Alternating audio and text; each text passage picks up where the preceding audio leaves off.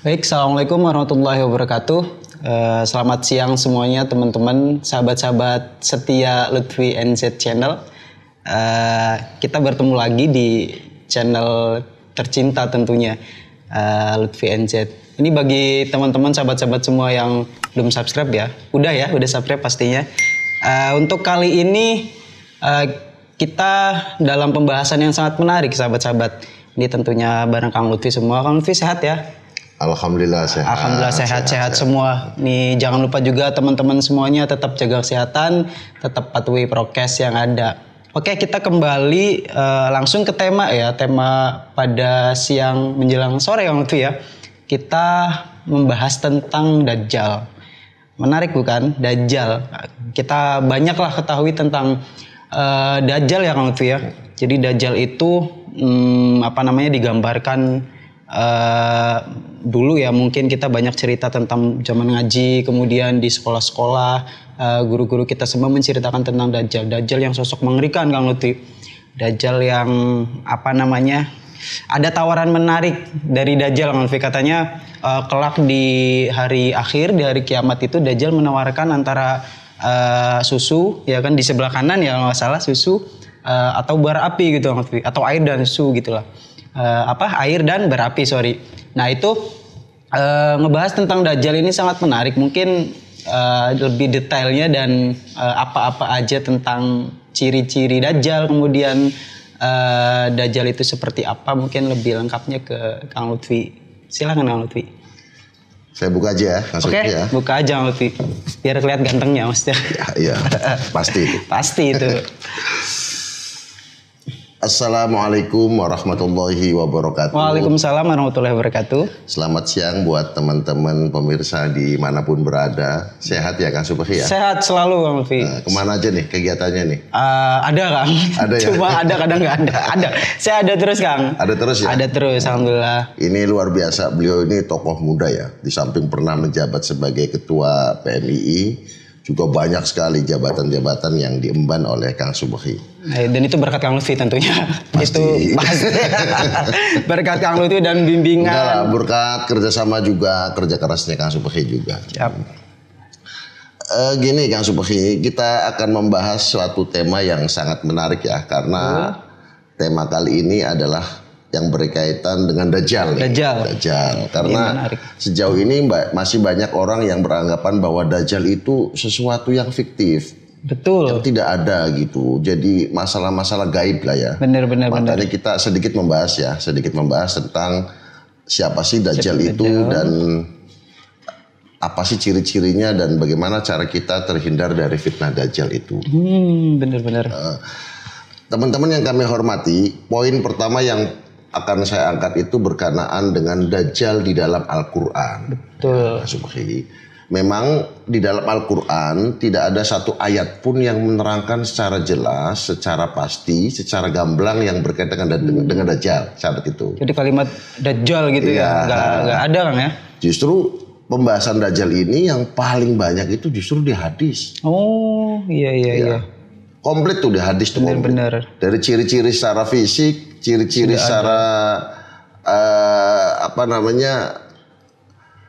apa manfaatnya, bukan manfaatnya, apa kejelekannya, betul. Bagaimana cara kita terhindar dari Dajjal, ada semua di hadis. Benar. Nah itu.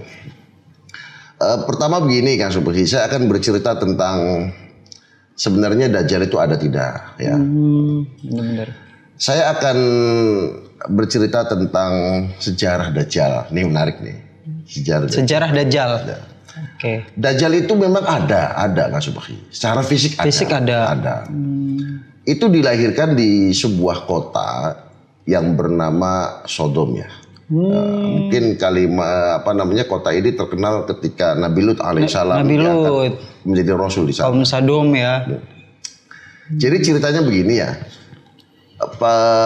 Di suatu daerah itu ada sepasang suami istri yang hampir 30 tahun, bahkan ada lagi yang mencatat 31 tahun dari usia perkawinannya tidak punya putra. Dan yang menarik lagi, suami istri ini nyembahnya nyembah api. Bukan nyembah patung ya, patung yang jenisnya itu sapi betina. Agama paganis Kang ya, jadi penyembah berhala, patung gitu ya. Patung. Tapi patungnya bisa ngomong, nggak seperti ini. Patungnya bisa ngomong. Sehingga suami istri ini menjadi yakin bahwa itu adalah Tuhan gitu. Padahal kita tahu sendiri ya, dan kita yakini bahwa yang ngomong itu adalah setan. Betul. Setan yang masuk ke dalam sapi betina itu. Betul. Ini 30 tahun tidak punya putra, sehingga siapa sih yang tidak mau punya putra, Kang Subhi ya? Betul. Nah, suatu hari di tengah malam ini ada suara dari patung itu. Dan bisikan-bisikan mungkin suara gaib bahwa lah ya. Sudah saatnya kalian akan mempunyai putra. Bener. Nah, sehingga suami istri ini meyakini bahwa suara ini adalah suara Tuhan. Betul kan? Betul. Suara Tuhan. Sehingga betul memang nyatanya suami istri ini akhirnya mengandung dan lahir. Lahir sebuah anak yang ini kelak itu akan menjadi seorang Dajjal. Ya. Bayi Dajjal ya ini ya berarti. Bayi Dajjal. Jadi Dajjal juga ada bayinya kan? Iya. Bayi Dajjal. Nah ini menurut pakar sejarah lagi bahwa terjadinya suami istri yang lahir ini itu di zaman antara Sam dan Nabi Nuh. Ya. Atau kurang lebihnya 100 tahun sebelum Nabi Musa alaihissalam. 100 tahun sebelum Musa. Ya. Nah ini sejarah dari Dajjal ya. Dan ini terus menerus sampai Nabi Muhammad lahir diangkat menjadi Rasul, isu Dajjal ini terus ada. Para sahabat pun banyak yang menanyakan kepada Nabi Muhammad bahwa Dajjal itu bagaimana, apa, dan perilakunya apa gitu, bagaimana. Ini luar biasa. Begini ya. Kalau saya ceritakan tentang kondisi bayi sampai diungsikan ke suatu pulau mungkin terlalu lama ya. Jadi kesimpulannya begitulah ya. Jadi Dajjal itu dilahirkan dari sepasang suami istri yang 30 tahun tidak punya putra dan mendapatkan bisikan dari patung sapi. Patung sapi tadi akhirnya punya anak lah ya. Oke. Ada lagi yang menarik dari bayi Dajjal ini. Wah, bayi Dajjal. Ini menarik sahabat-sahabat. Kan sering ada istilah gini Kang. Jadi kalau misalkan jelek sih ya, misalkan buat ledekan itu kan ngejek-ngejek, dasar bayi Dajjal. Berarti ada bayi Dajjal itu ternyata ada gitu. Jadi Dajjal itu dari lahir itu nggak pernah melek. Jadi siang malam tidur. Wah ini teman-teman yang suka tidur ini. Siang malam tidur. Sehingga ASI yang ada dalam ibunya itu tidak keluar. Sehingga ASI-nya itu mengalami pembekakan, sehingga menjadi racun dan justru nanti ibunya meninggal karena ASI yang tertahan itu. Jadi Dajjalnya itu tiap hari tidur terus, nggak pernah minum.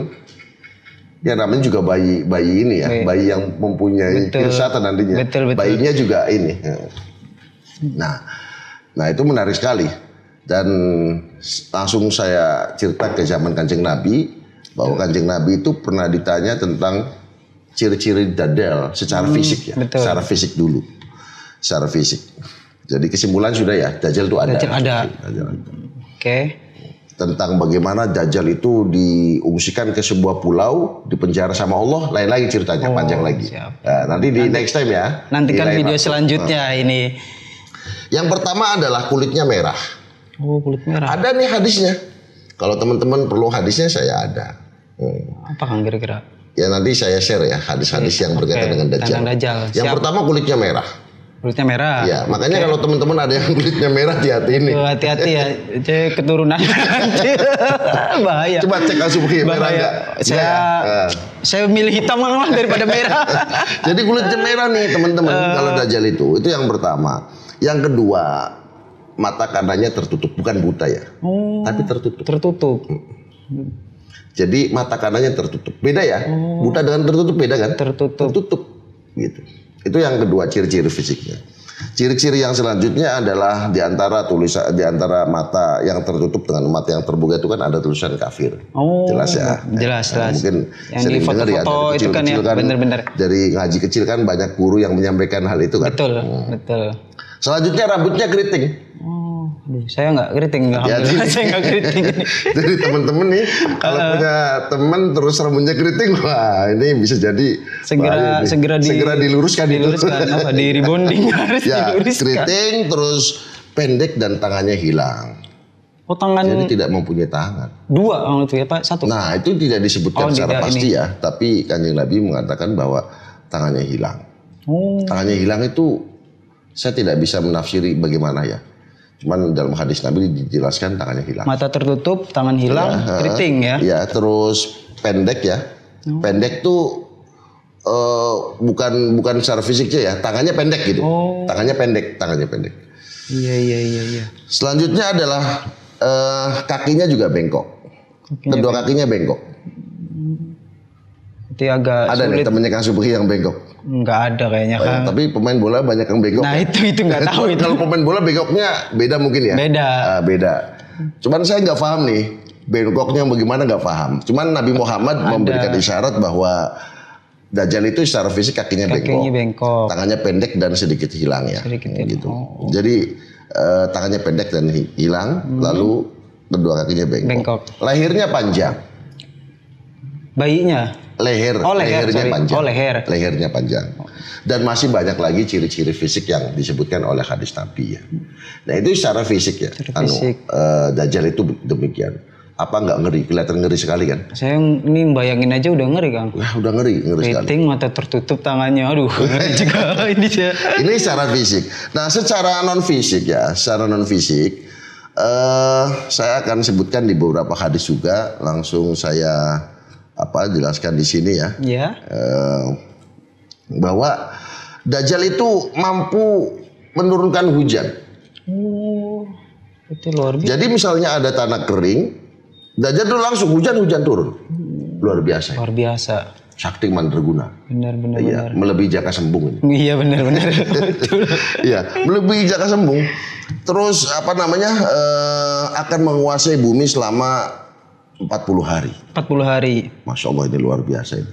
Jadi Dajjal itu nanti di akhir zaman itu akan menguasai bumi selama 40 hari.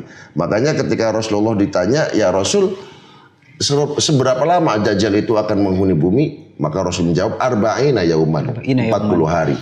Nah di dalam 40 hari itu ada satu hari yang lamanya seperti 1 tahun. Ada satu hari yang lamanya seperti 1 bulan. Ada suatu hari yang lamanya seperti 1 minggu. Dan ada beberapa hari yang seperti normal, hari-hari biasa. Ini menarik banget ini.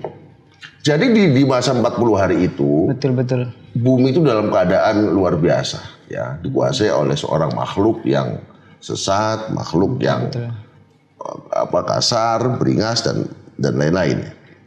Itu adalah ciri yang kedua ya. Jadi mampu menurunkan hujan, hidup di bumi selama berapa? 40 hari ya. 40 hari. Terus selanjutnya adalah mampu menyuburkan tanah yang tandus. Bener. Jadi kalau misalnya ada tanah kering nih, ya, terus Dajjal langsung hijau. Kalau udah kayak ini ya. Kurang hebat apa itu? Kayak di film Tring gitu kan. Kayak udah magic gitu ya. Di film Jin dan Jun ya. Bener Jin dan Jun dulu. Itu tanah kering bisa hijau, bisa subur. Yang tadinya kemarau bisa dihujankan sama Dajjal, luar biasa lah. Dan yang lebih menarik lagi bahwa Dajjal itu bisa menghidupkan orang mati. Bener. Bisa menghidupkan orang mati Kang Subhi. Jadi nanti ini ada hadisnya bahwa suatu hari Dajjal itu akan membunuh salah satu pemuda lah ya. Nanti di akhir zaman dibunuh. Lalu ketika dibunuh Dajjal itu langsung menghidupkan lagi. Nah, gitu. Kayak ini ya. Ini yang jadi pertanyaan siapa nih yang dibunuh nanti nih? Nanti kita tahu. Apa jangan-jangan Kang Subhi ini nanti? Jangan. Saya mengerikan, saya udah ngebayangin Dajjal. Naudzubillah. Iya, saya nah ini ciri-ciri Dajjal itu Masya Allah ya. Jadi di satu sisi dia itu memang berkhianat atau merusak bumi, tapi di satu sisi yang lain punya kesaktian yang mampu, ya, mampu menggoda manusia. Manusia benar-benar. Terus nanti tadi yang sudah Kang Subhi katakan bahwa Dajjal juga akan membawa air dan api. Betul, air dan api. Tapi jangan salah ya, bahwa justru air yang dipegang oleh Dajjal itu adalah kesesatan. Makanya yang memilih air justru akan kebalikan dari itu. Terus tadi matanya itu satu ya. Tertutup satu sudah saya sampaikan ya. Di ciri-ciri yang fisik. Dan Dajjal itu akan mengelilingi bumi, tapi ada 2 tempat yang diharamkan oleh oleh Allah ya, yaitu Mekah dan Madinah. Mekah dan Madinah. Jadi terjaga Kang ya. Iya, makanya Nabi Muhammad pernah ditanya kenapa Madinah itu aman dari Dajjal. Karena Nabi Muhammad langsung menjawab di hari itu seluruh pintu-pintu kota Madinah itu dijaga oleh 2 malaikat yang akan menghadang datangnya Dajjal ke Madinah. Ini keistimewaan dari Mekah dan Madinah, yaitu kota yang tidak akan disinggahi oleh Dajjal. Itu langsung ya. Oke. Menarik ini. Tapi dari tadi saya bayangin Dajjal fisik Kang gitu loh. Jadi kalau sifat kan ini ya tadi emang mengerikan, menyesatkan gitu kan. Tapi gini Kang, saya jadi timbul pertanyaan ya mungkin terkait ini kan Dajjal ibarat mas sosok yang sakti mandraguna tadi kan. Udah kayak film Jin dan Jun tadi bisa menyemburkan dan lain sebagainya. Nah, pertanyaan saya gini Kang, apa sih kira-kira doa yang akhirnya kita terhindar dari, kan ada istilah fitnah Dajjal Kang, kira-kira apa? Amalan mungkin Kang atau doa yang akhirnya kita semua sahabat-sahabat semua kita siap-siap lah, kita nggak ada yang tahu ya, cuma ya naudzubillah jangan jadi sampai doa agar terhindar dari fitnah Dajjal ya. Fitnah Dajjal. Ya saya pengennya sih nggak mau ketemu sama Dajjal, tapi doanya gitu loh terhindar dari fitnah. Kira-kira apa Kang? Jadi gini Kang Subhi, kalau orang itu sholat ya dan aktif membaca sunnah sholat di tasyahud akhir, tanpa disadari dia itu membaca doa anti fitnah Dajjal. Allahumma inni a'udzubika min adzabil qabri wa min adzabin nar wa min fitnatil mahya wa mamati wa min fitnatil masiihid dajjal. Itu kan yang biasa dibaca oleh kita ketika tasyahud akhir. Betul. Yang jadi pertanyaan teman-teman baca enggak ini? Betul. Ya. Makanya mulai saat ini biar teman-teman itu terhindar dari fitnah Dajjal, maka baca itu. Betul. Ya. Jangan dipercepat, disingkat. Allahumma inni a'udzubika min adzabil qabri wa min adzabin nar wa min fitnatil mahya wa mamati wa min fitnatil masiihid dajjal. Jelas. Kalau saya baca, insyaallah baca terus. Kang Supri baca nggak ini? Baca Kang. Yang benar. Baca Kang. Busung Kang. Setelah ini makin baca lagi. Makin baca lagi. Makin baca lagi. Dong, harus. Makin harus. Jangan lupa ini buat teman-teman juga ya. Nah ini kan begini. Jadi yang menarik lagi begini Kang Supri. Dajjal itu akan turun di akhir zaman ya. Betul. Dan sifat-sifat Dajjal itu kan pembohong, ya kasar, terus pengkhianat, menyesatkan. Makanya ada ulama yang mengatakan bahwa jika manusia itu sifatnya sama dengan Dajjal ya dia sebenarnya Dajjal juga gitu. Jadi misalnya ada orang nih ya, pembohong, menyesatkan, curang ya. Bener-bener. Ya sebenarnya dia Dajjal gitu tuh. Gitu. Iya. Sambil menunggu Dajjal yang asli datang di akhir zaman, sebenarnya ada Dajjal lain yang sudah ada sebelumnya. Itu siapa? Manusia yang mempunyai sifat Dajjal, itulah Dajjal kecil. Dajjal besarnya nanti. Siap. Nah, ini perlu teman-teman ketahui nih ya, gitu. Oke, ini menarik sekali. Tapi gini Kang, saya ada pertanyaan lagi Kang. Terkait, kan saya pernah dengar gini. Kalau tadi kan dari apa yang disampaikan Kang Lutfi, Dajjal itu memang ada sosok Kang ya. Maksudnya ada sosoknya, kemudian fisik apa. Cuma ada juga versi dan saya pernah dengar Dajjal itu simbol gitu kan. Wah Dajjal itu ada versi lain yang saya pernah dengar Dajjal itu simbol. Bisa jadi Dajjal itu ya apa namanya negara-negara tirani misalkan atau pemimpin yang tirani misalkan. Itu kira-kira gimana Kang komentar Kang Lutfi? Jadi gini ya Kang Subhi, memang ada satu golongan di sana lah, saya katakan di sana itu yang menolak hadis. Ya. Betul. Ya, apa namanya? Menolak hadis. Jangankan ijma, jangankan qiyas lah. Hadis aja dia enggak terima. Ya, ada di sana. Dia itu hanya percaya sama Al-Qur'an. Benar. Nah, ketika Al-Qur'an itu tidak menyebutkan secara pasti tegas tentang Dajjal, akhirnya mereka mengatakan bahwa Dajjal secara fisik tidak ada. Tidak ada. Iya. Ada ya, namanya Inkarus Sunnah ya. Golongan Inkarus Sunnah. Dia menolak sunnah lah. Jadi tanpa sunnah dia. Ini Allah alam nih, saya heran juga nih sama kelompok ini. Betul. Nah, ketika misalnya di Al-Quran itu tidak ada, ya udah tidak ada. Yang ada hanya sifat-sifatnya saja. Sifatnya saja. Iya. Nah ini golongan yang Inkarus Sunnah semacam ini ya akhirnya meyakini bahwa Dajjal itu tidak ada secara fisik. Secara fisik ya. Iya. Padahal dari hadis Nabi ya teman-teman, itu dari fisik ciri-cirinya apa yang dilakukan oleh Dajjal di bumi itu ada semua di hadis jelas semua. Iya. Oke. Itu Kang Subuhi. Menarik ya Kang Subuhi. Menarik sekali. Ini saya nunggu selanjutnya tadi yang di pulau mana itu tadi Dajjal. Ini menarik ini. Itu adanya di Pulau Yaman. Oh, di Pulau Yaman. Iya. Ya sedikit ya nggak apa-apa ya di akhir ya. Nggak apa-apa. Jadi Dajjal itu waktu itu diamankan oleh malaikat Jibril ya. Karena Dajjal itu waktu itu diminta oleh seorang penguasa waktu itu.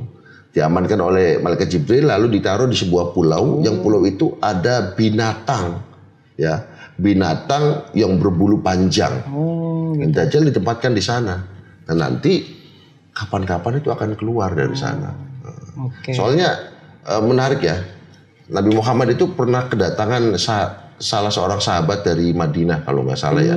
Kedatangan sahabat dari Madinah. Lalu Nabi Muhammad itu menceritakan kepada sahabat yang lain bahwa sahabat ini ketemu dengan Dajjal. Oh, begitu. Ya. Jadi Nabi Muhammad itu membetulkan bahwa Dajjal itu ada. Jadi datang menuju Nabi Muhammad ya, bertemu dengan Nabi Muhammad. Lalu beliau cerita bahwa dalam perjalanannya pernah ketemu dengan Dajjal. Oh gitu. Jadi menarik sekali. Jadi Dajjal itu ada lah Kang Subuhi. Ada berarti ya. Nanti untuk kisah selanjutnya Dajjal di pulau diapain atau sedang apa ini nanti selanjutnya saja Kang ya. Ini menarik sekali. Mungkin sampai di sini Kang ya. Cukup kita lanjutin lagi. Tapi bermakna. Bermakna dan mungkin untuk kisah Dajjal part selanjutnya mungkin sahabat-sahabat teman-teman semua silakan komentar atau ngajuin pertanyaan gitu Kang ya terkait. Betul. Ya ini menarik ya tadi di pulau. Nah, di benak saya Dajjalnya ngapain gitu Kang. Setelah Musa nunggu gitu ya. Nunggu dari sebelum Nabi Musa tadi kemudian di zaman Kanjeng Nabi Muhammad.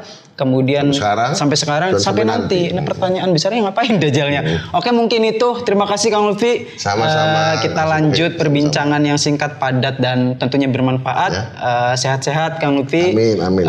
Buat teman-teman semua, sahabat-sahabat setia Lutfi NZ Channel juga tetap sehat, jaga kesehatan. Terima kasih semuanya. Jangan lupa subscribe, komen, share, like. Oke, mungkin itu dari saya. Akhirul kalam, syukron wa'afu minkum. Wallahul muwaffiq ila aqwamit thoriq. Assalamualaikum warahmatullahi wabarakatuh. Waalaikumsalam warahmatullahi wabarakatuh. Siap.